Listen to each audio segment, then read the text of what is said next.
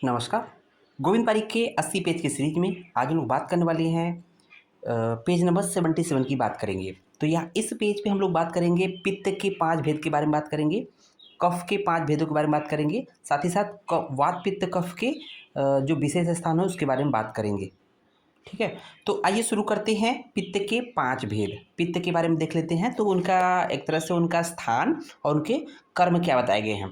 तो यहाँ पर देखेंगे, सबसे पहले पित्त के 5 भेद होते हैं कौन कौन से, इसको याद कैसे करेंगे। यहाँ पर देखेंगे रंजक पित्त, साधक पित्त, आलोचक पित्त, भ्राजक पित्त, पाचक पित्त, ये 5 पित्त हैं। अब याद करने का तरीका क्या है, आरपी साब।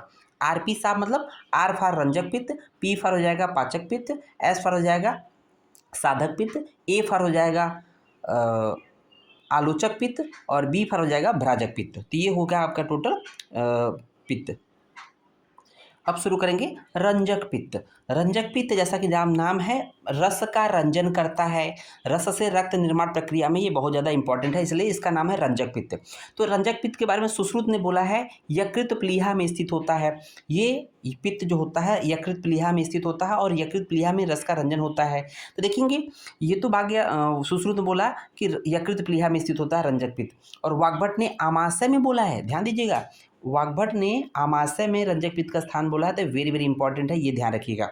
और सारंगधर क्या बोलते हैं इसके बारे में, उन्होंने स्थान तो यकृत में बोला है कि रंजक पित्त का स्थान यकृत में होता है, लेकिन रस का रंजन हृदय में होना बताया गया है। रस का रंजन हृदय में होता है ऐसा सारंगधर बोलते हैं। एक्चुअली रंजक पित्त का स्थान सारंगधर के अकॉर्डिंग यकृत है, बट रस का रंजन हृदय में होता है। ये इंपॉर्टेंट पॉइंट है बच्चों। देखेंगे साधक पित्त। साधक पित्त देखेंगे, साधक पित्त जो है हृदय में पाया जाता है। तो सभी लोगों ने साधक पित्त के जितने भी बताया है, सभी ने साधक पित्त को हृदय में स्थित माना है। तो सुश्रुत ने बोला है हृदय में स्थित होता है साधक पित्त। ठीक है, और इसका जो काम होता है प्रार्थित मनोरथ की प्राप्ति। इंपॉर्टेंट पॉइंट है, ध्यान दीजिएगा। तो प्रश्न पूछता है प्रार्थित मनोरथ की प्राप्ति किस पित्त के द्वारा होती है ना, किस दोष के द्वारा होता है। तो ये आपका साधक पित्त के द्वारा होता है। तो प्रार्थित मनोरथ मतलब जो भी आपकी इच्छा होती है, चाह होती है, उसकी पूर्ति होना, ये आपका साधक पित्त है, वो हृदय में स्थित होता है। ठीक है ना। वाग्भट ने क्या बोला, हृदय में स्थित होना बोला है, लेकिन साथ ही साथ उसमें कर्म क्या होता है, बुद्धि मेधा व अभिमान का कारण। बुद्धि मेधा अभिमान का कारण ये साधक पित्त होता है ना।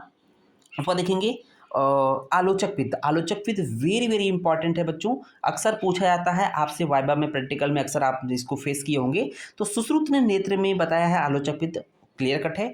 आलोचक पित्त जो है नेत्र में पाया जाता है, इसका काम क्या है, रूप ग्रहण। वाग्भट ने यही बताया कि नेत्र में होता है और इसका काम है रूप ग्रहण।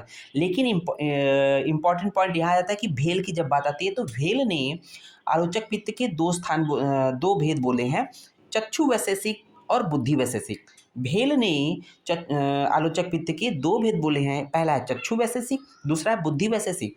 चक्षु वैशेषिक एक्चुअली नेत्र में होता है, बुद्धि वैशेषिक देखेंगे ये श्रृंगाटक अर्थात मस्तिष्क में होना बताया गया है। तो आपसे एग्जाम में अक्सर पूछा जाता है कि बुद्धि वैशेषिक का स्थान कहाँ है, तो ये स्थान है आपका श्रृंगाटक अर्थात मस्तिष्क में होता है। तो ये प्रश्न पूछा जाता है, अभी एग्जाम में पूछा जाता है, AIPGT हो या चाहे किसी भी एग्जाम में। ठीक है, नेक्स्ट देखेंगे भ्राजक पित्त। भ्राजक पित्त का जो स्थान है वो त्वचा में होता है, ध्यान दीजिएगा। सुश्रुत ने बोला है त्वचा में, और इसका काम क्या होता है, छाया प्रभा का कारण होता है। साथ ही साथ अभ्यंग परिसेक के समय जो स्नेह का प्रयोग करते हैं उसका पाचन करता है। तो देखेंगे भ्राजक पित्त जो सुश्रुत ने त्वचा माना है, जिसका काम क्या है, छाया प्रभा का कारण होता है, और साथ ही साथ जो अभ्यंग परिसेक के समय जो स्नेह का प्रयोग किया जाता है उसके पाचन में भ्राजक पित्त इन्वॉल्व होता है।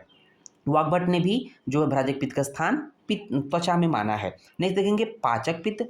पाचक पित्त का मतलब होता है पाचन से संबंधित होता है। तो सुश्रुत ने आमाशय पक्वाशय मध्य माना है, और वाग्भट ने भी पक्व आमाशय मध्य मान दिया, मीन्स पक्वाशय आमाशय मध्य। इसका मतलब कि स्टमक और लार्ज इंटेस्टाइन की बात कर रहे हैं। एक्चुअली क्या होता है, जो अमाशय पक्वाशय मध्य की जब बात करते हैं, तो हम लोग जब इंटेस्टाइन के या फिर एलिमेंट्री कैनाल का स्ट्रक्चर पढ़ते हैं, तो एक ऐसा स्ट्रक्चर जो कि पैंक्रियाटिक डक्ट और बाइल डक्ट जहाँ पर ओपन होता है उस जगह को माना जाता है अमाशय पक्वाशय मध्य। इसके बाद बात करते हैं कफ के भेद के बारे में। कफ का भेद जो होता है, क्लेदक कफ होता है, अवलंबक कफ होता है, बोधक कफ होता है, तर्कफ होता है, श्लेषक कफ होता है। देखिए ये जो क्लेदक कफ होता है, वाग्भट ने इसको अमाशय में होना बताया है, स्थान अमाशय बताया है, और काम क्या होता है, क्लेदक मतलब होता है कि उसको गीला करना, और साथ ही साथ जब कोई चीज़ अन्न है तो अन्न संघात हो, अन्न का क्लेदन। कोई भी अन्न तब तक संघात मतलब टूटना, है ना, कोई भी अन्न जब तक पचेगा कैसे, जब तक वो छोटे छोटे पार्टिकल में टूटेगा। तो तोड़ने से पहले उसको गीला करते हैं, क्लेदन करते हैं, देन उसका संघात होता है, टूटता है। तो ये क्लेदक कफ का कार्य है। अवलंबक कफ, अवलंबक कफ का स्थान उरह प्रदेश अर्थात हृदय माना गया है। और यहाँ बोला गया उरह प्रदेश में रहकर त्रिक को बल देता है, उरह प्रदेश में रहकर त्रिक को बल देता है। वेरी वेरी इंपॉर्टेंट पॉइंट है। बोधक कफ क्या होता है? बोधक कफ जीवा में पाया जाता है, सभी ने बोला है, तो वाग्भट ने जीवा में बोला है। और रस का बोधन करते हैं। रस का बोधन मतलब जो भी हम लोग खट्टा चीज खाते हैं तो खट्टा है तो खट्टा ही लगेगा, तो किसकी वजह से हो रहा है? वो अवलंबक एक तरह से बोधक कफ की वजह से हो रहा है, क्योंकि इसका स्थान जीवा में होता है। तर्पक कफ, क्योंकि ये सिर का तर्पण करता है इसलिए सिर में पाया जाता है, या सिर में ही ज्ञानेंद्रियां होती है इसलिए ज्ञानेंद्रियों का तर्पण करता है, ठीक है ना। श्लेषक कफ की बात करते हैं तो ये संधियों में स्थित होता है। और इसकी तुलना हम लोग साइनोवियल फ्लूइड से कर सकते हैं, क्योंकि जो जॉइंट्स होता है वहाँ पर साइनोवियल मेम्ब्रेन होती है, साइनोवियल मेम्ब्रेन से साइनोवियल फ्लूइड सिक्रीट होता है, जो कि उसको स्मूथ बना रखता है, ठीक है, लुब्रिकेट किए रहता है।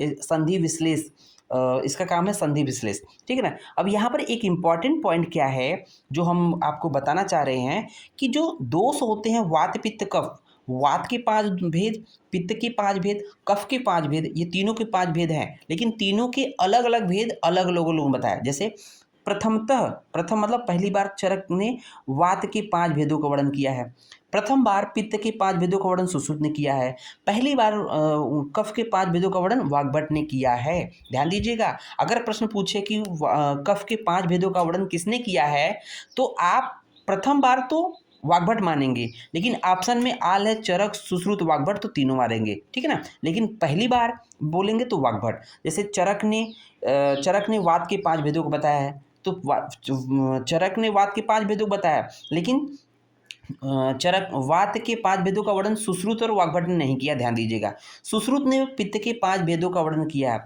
लेकिन सुश्रुत के अलावा चरक ने भी पित्त के 5 भेदों का वर्णन किया है, ठीक है ना, लेकिन वाग्भट ने पित्त के 5 भेदों का वर्णन नहीं किया है। जब बात आती है कफ पे, तो कफ का प्रथम जो 5 भेद का वर्णन प्रथम वाग्भट ने किया है। इसके साथ साथ सुश्रुत और वाग्भट चरक ने भी कफ के 5 भेदों का नाम दिया है, ठीक है ना। वात का विशेष स्थान, अब देखेंगे विशेष स्थान की बात करते हैं, वात का विशेष स्थान। तो इसमें याद क्या करना बताएंगे। चरक ने पक्वाशय बता दिया, सुश्रुत ने श्रोणीय गुद बता दिया। चरक ने पक्वाशय, सुश्रुत ने श्रोणीय गुद, एक जगह पक्वाधान गुदालय कह दिया, ठीक है ना। एक जगह बोला है कि श्रोणीय गुद, एक जगह बोला पक्वाधान गुदालय, ओके।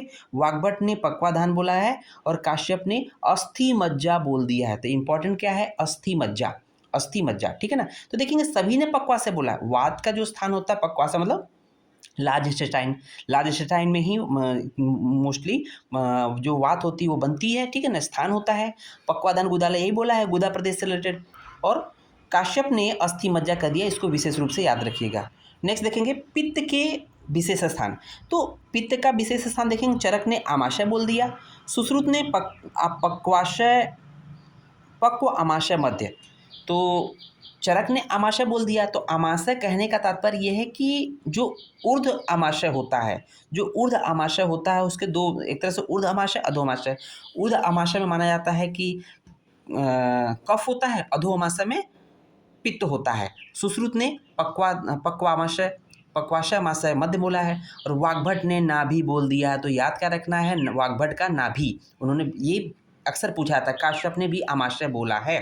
कफ का विशेष स्थान की बात करते हैं तो देखेंगे यहाँ पर कि चरक ने उर बता दिया, उर मतलब हृदय प्रदेश बता दिया, मतलब उर मतलब थोरेसिक रीजन हो गया। सुश्रुत ने आमाशय बोल दिया है, देखेंगे आमाशय भी कफ का स्थान होता है। वाग्भट ने उर बता दिया, काश्यप ने हृदय बता दिया। तो जो हम लोगों ने डिफरेंट है उसी को याद रखना होता है, बाकी तो इन जनरल कॉमन गेस कर दिया जाता है। तो इस तरह से ये पार्ट कंप्लीट होता है। धन्यवाद।